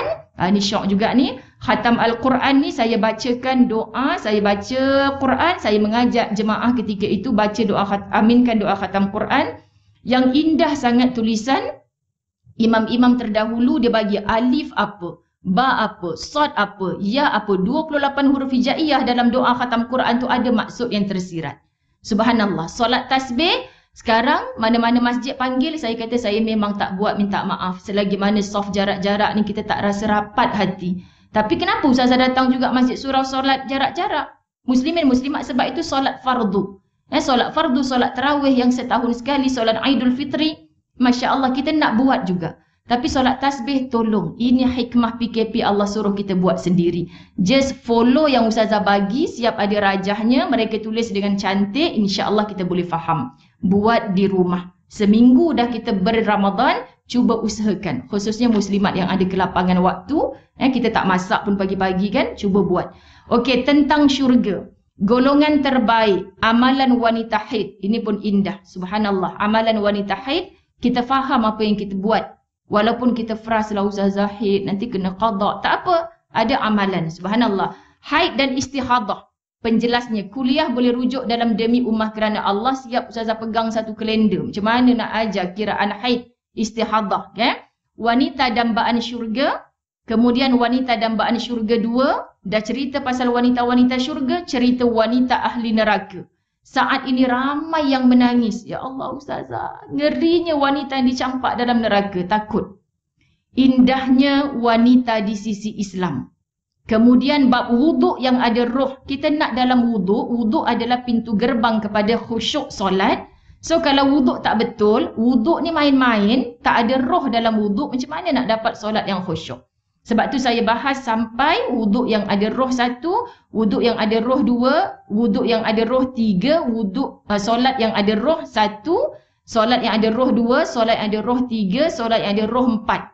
Bab wuduk dengan solat sahaja. Sangat detail dengan bahasa yang insya-Allah mudah difahami. Bab puasa. Bab puasa siri 2 ni dah masuk bab puasa tahun lepas dah ni. Siri 1, siri 2, siri 3, siri 4, siri 5. Bab puasa saja. Itu kuliah dalam nak sampai Ramadan tahun lepas. Kemudian 3 perkara yang dibawa mati. Ni hadis. Baru ni saya sembang santai dengan Ustazah Basikal yang viral tu. Suami dia sebut, saya dalam pengembaraan saya faham. ISA tu kita memang kena faham sungguh-sungguh dan kita masuk ke dalamnya. Ustazah pun apa benda pula dia ni ajak masuk ISA ni. Rupanya I ilmu. S sedekah. A anak yang soleh-solehah. Itulah hadis Nabi. Masya Allah. Dia faham konsep tu dalam pengembaraan lebih setahun. Dia jumpa orang ni hebat sebab ilmunya. Orang ni hebat. Tak ada pun Ustazah sebab hartanya, sebab tahtanya. Saya tengok saya nak terapkan ISA dalam diri saya. Okey, faham. Kita belajar sesuatu dari budak muda. Masya Allah. Sunat dalam solat sebelum memulakan solat. Sunat ab'ad dan sunat hayat. Ketika dalam solat ada sunatnya. Sambungan hal sunat ketika solat, sunat hayat dalam solat, perkara-perkara sunat selepas solat. Apa kena buat selepas solat? Perkara-perkara makruh dalam solat, beza solat lelaki dan perempuan, perkara-perkara yang membatalkan solat, khulasah sempena 50 siri kuliah yang Masya Allah Allah beri ilham untuk kami bukukan dari lisan ke tulisan. Semoga bermanfaat. Muslimin muslimat dirahmati Allah. Allah redha kepada kita, Allah ampunkan dosa-dosa kita. Ini bulan maghfirah. Moga-moga Allah gugurkan, hapuskan, ampunkan segala dosa kesalahan kita yang tidak terhitung banyaknya. Banyak sangat. Walaupun kita dah datang banyak majlis ilmu, kadang-kadang kita tidak memperbaiki kerja hati kita. Hati tempat jatuhnya pandangan Allah. Tolong belajar untuk meratap, merintih, menangis dalam sujud kita di keheningan malam. Saat kita nak panaskan lauk, tolong awalkan 10 minit, 15 minit cukup. Jangan mengisi perut tanpa kita mengisi rohani dengan memperbanyakkan solat-solat sunat. Dalam bulan Ramadan, Quran, tadabbur, platformnya dah ada. Masjid Al-Falah, Masya Allah, ilmuwan yang dijemput datang. Program-program tadarus Al-Quran, subhanallah, ada banyak, tinggal kita mahu atau tidak. Dan Allah akan beri kepada orang yang betul-betul mahu. Yang cakap je kat mulut, tapi hatinya belum jujur dengan Allah. Tak ada ikatan setia dengan Allah. Dia akan rasa lambat muslimin muslimat. Dan proses dalam kita mencari ini perlu kesabaran yang sangat tinggi. Biar mungkin kita baru belajar Quran, belum khatam membacanya. tapi kita dimatikan dalam usaha itu, baiknya Allah angkat roh kita sebagai roh yang ingin mendekat dengan Allah. Jangan kita dah belajar macam-macam, tapi kita beralasan muslimin muslimat nanti Allah matikan kita macam orang tak berbuat walau satu kebaikan. Na'udzubillah. Jadi saling cantumkan ukhuwah yang erat, rapatkan hati-hati kita, berkasih sayang kerana Allah. Jom pandang semua orang yang kita temui, wajah ni aku nak jumpa balik dalam syurga. Walaupun kita belum tentu syurga. Maka bila kita bercakap, tidak ada hasad, tidak ada marah. Sebab apa pun yang orang buat, walaupun tersepak satu batu kerikil, qaddar Allah. Kan takdir Allah. Kenapa dia buat saya macam tu, Ustazah? Allah yang gerakkan, Allah yang datangkan orang macam tu pada kita. Pandang Allah, hilang segala lelah. Okay, insya-Allah kita istiqamah khususnya pada Ramadan bulan maghfirah. Ustazah pohon ampun maaf zahir batin. Terima kasih atas perhatian. Siapa nak dapatkan buku ni boleh berhubung dengan Kak Ua kot nanti, sahabat saya, ataupun saya tunggu juga. Muslimin muslimat, siapa yang tidak untuk mendapatkannya tolong pulangkan balik tanpa catatan nota dan sebagainya. Okay, sebab saya dalam macam-macam kempen untuk menyampaikan buku ini kepada ummah. Okay, wallahu a'lam. Terima kasih banyak.